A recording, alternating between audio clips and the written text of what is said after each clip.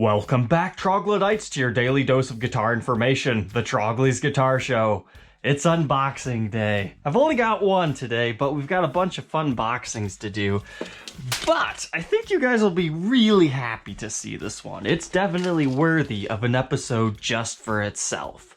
So I recently started a guitar hunting series that people seem to really enjoy. They watch it for a long time because, you know, it's always interesting to see what you can find online. I plan to do it at like pawn shops and stuff too. It's just kind of a fun series that takes you behind the scenes of my day to day because I do that throughout the day every day. But this is one of the guitars from there that I honestly did not think I was going to get because I even said it in the video, oh, that's from a dealer, he won't give me a deal.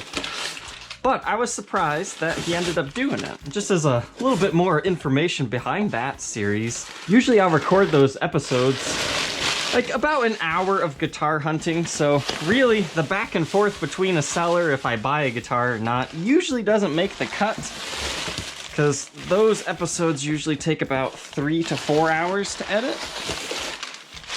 So that kind of gives you a relatively small time frame to receive offers and counter. But this guy came back to me, I think it was in the morning.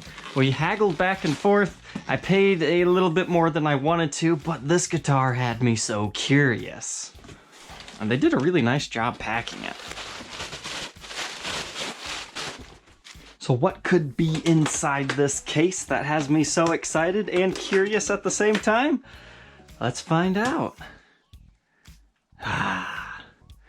Case shrouds always ruin all the fun.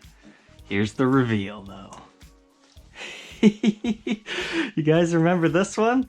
So this is the one that's the Mahogany topped 1956 reissue, so it's not technically to spec, because a 1956 reissue of this type of guitar would not have a mahogany top, it'd be maple.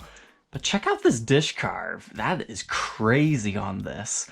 That alone tells me this is likely a custom shop, because the question that I had was this a first-year custom shop or the end of a prehistoric reissue? And feeling this in my hands, I'm pretty darn sure that this is gonna have that long neck tenon. And the reason why I even question it is the very early custom shops did get the custom shop edition stamp, the same thing that they've been using since 1983 to signify limited edition runs. And 1993 is the year that the custom shop opened, so it could be, you know, either or. But this neck is like super thin. That is definitely like almost SG slim. That's not what you normally find on these, so that could be a really cool spec for someone. But I'm digging this top. It's got a little bit of what I believe they call ribbon mahogany, which was not something I was expecting. This is going to make a beautiful review and demo. I definitely have no regrets making a deal on this one. Even the back, geez. This is a nice guitar. And now we have a word from our sponsor of today's unboxing episode. Today's sponsor is DistroKid. I decided to partner with them because they did Jared Dines a solid last year around Christmas time when somebody stiffed him on his guitar on eBay that he was auctioning off for charity. But at the same time, I was actually kind of curious about these services, so it just kind of worked out anyways. So what is DistroKid? It is a place for you to upload your music and then they get it on all the major platforms. And to be honest with you guys, I never knew how simple it would be to actually sell your music that you write. You're going to need to open up a new tab and go to distrokid.com/VIP/Trogly. That's going to support my channel and give you 7% off if you decide to do a membership with them. So since I'm new here, let's go ahead and upload my very famous Good Day song. I'm going to get this to all of these stores. This is going to be Trogly as my name here. You don't actually have to have a record label, you just get to make anything up. Next, it looks like we need an album cover. Yeah, that's looking good. Next step is just to drag and drop your song right there. Verify that you wrote it and nobody else is doing it. Then verify a few other things in here. And so everything up to this point is covered within your membership, but then you can do some additional things, which I think is kind of cool, because now I finally understand how people do all these copyright claims. If somebody steals your song, uploads it as theirs, or uses it in a video, you're going to be monetizing their video and not them. Here's another option that allows you to add this to any type of music or streaming device that would ever come within the future, where Siri will recognize your songs. And if you stop using DistroKid, if you purchase this one-time fee, it will always be on all these places forever. And you will now be instantly famous! Yeah, maybe not. Oh man, I feel successful. Good Day is now on Amazon. So good luck on your musical endeavors. This really motivates me to start writing some music too, so I think this is a win-win-win for everybody. So I can honestly say thank you, DistroKid, for enlightening me at just how easy this could be.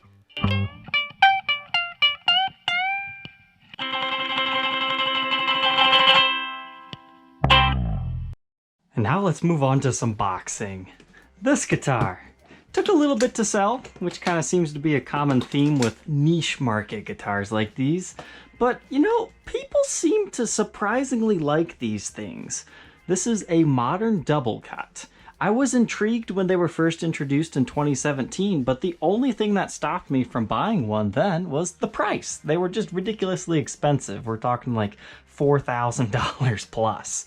But lately, Gibson has been kind of blowing these things out. They must have had a stockpile of these in their warehouse that didn't sell, because you see people who aren't normally Gibson dealers getting these as new old stock and selling them for, you know, the high 2000s.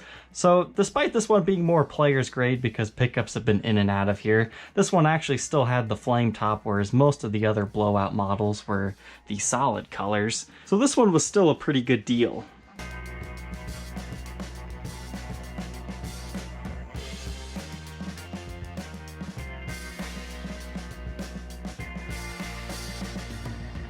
Our next one to pack up here didn't take too long to sell, about 12 hours on Reverb, and it probably would have sold quicker had the video been posted earlier than like midnight. But you know, sometimes that's just how it goes. I generally post the videos as soon as I'm done with them. My ideal time frame is between 5 to 7 p.m. Eastern Standard Time, but I try to do a daily upload as much as possible. Sometimes it's really difficult to do that. But this little mini guitar, I've had quite a few of them, and I've got to say, after really thinking about it, I think the Edwards has done it best. And I say that because it's not technically a mini Les Paul when you think about it. It's more of a medium-sized Les Paul. So if you are dead set on getting your kid something that is a short-scaled instrument, more their sized, I think this would make them feel like, oh, I've actually been given a real guitar and not a toy. The Lotus Les Paul is also cool, but it's a much smaller body style. So it might look a little bit more goofy, but at the same time, that's kind of what some people are going for on stage. They want this little dinky thing, and I love the Kiss Ace Frehley vibe those things have. So they're both excellent options, but if I had to choose one, because they're about the same price anyways, I would probably choose the Edwards.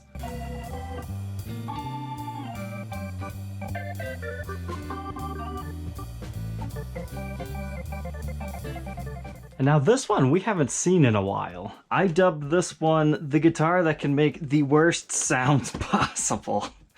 The Sonics Artist here. The Artist series, it seems some people were kind of upset with me in that video, saying, oh, you only demoed all the really crappy sounds. That's not what I was going for. I was just trying to show you what the Artist things were capable of doing. There are about 2 or 3 really amazing sounds in the Artist series guitars. But the rest of it, if you don't know what you're doing, you can definitely get some ear-bleeding guitar tone.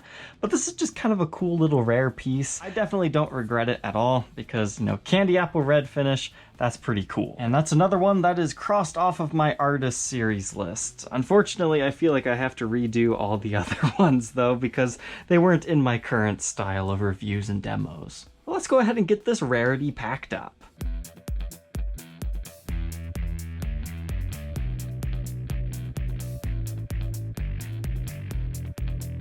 Moving on here, we got another one to ship out today.